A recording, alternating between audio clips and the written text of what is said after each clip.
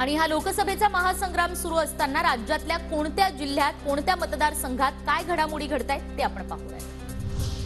सातारा जिल्ह्यात लोकसभेसाठी 1000 उमेदवार उभे करणार पाटणच्या सकल मराठा समाजाचा निर्णय, 50 उमेदवारांची यादी जाहीर। नरेंद्र मोदींनी व्यापाऱ्यांचे 16 लाख कोटी माफ केले, मोदींनी आदिवासी शेतकऱ्यांचा मात्र 1 रुपयाही माफ केलेला नाही। 22 लोक आहेत ज्यांच्याकडे देशाच्या 70 कोटी लोकांइतका पैसा।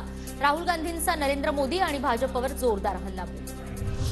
रावण आणि कौरवांचं जे झालं तेच भाजपचं होणार, देशात इंडिया आघाडीचं सरकार बनणार यामध्ये शंका नाही। नंदुरबारमध्येही काँग्रेसचा खासदार येणार, नाना पटोलेंचा दावा।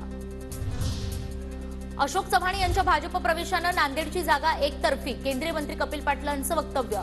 निवडणुकीपूर्वीच कपिल पाटलांकडून विजयावर शिक्कामोर्तब। जनसुराज्य शक्ती पक्षाकडून लोकसभेच्या कोणत्याही जागेची मागणी नाही, विनय कोरेंची प्रतिक्रिया। महायुतीतून हातकणंगलेसाठी संजय पाटील यड्रावकर यांच्या नावाची चर्चा।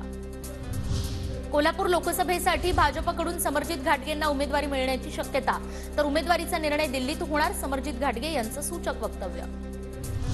राहुल गांधी नंदुरबारमध्ये येताच भाजपचा काँग्रेसला मोठा धक्का, माजी पालकमंत्री पद्माकर वळवी यांनी घेतली बावनकुळेंची भेट। वळवी हे भाजपच्या वाटेवर असल्याच्या चर्चांना उधाण। आम्हालाही संसदेत पोपट पाठवायचा नाही असं म्हणत शिवाजीराव आढळरावांनी कोल्हेंना दिली पोपटाची उपमा, तर याआधी दिल्लीमध्ये नंदीबैल पाठवायचा की वाघ हे ठरवा म्हणत अमोल कोल्हेंनी आढळरावांना दिली होती नंदीबैलाची उपमा।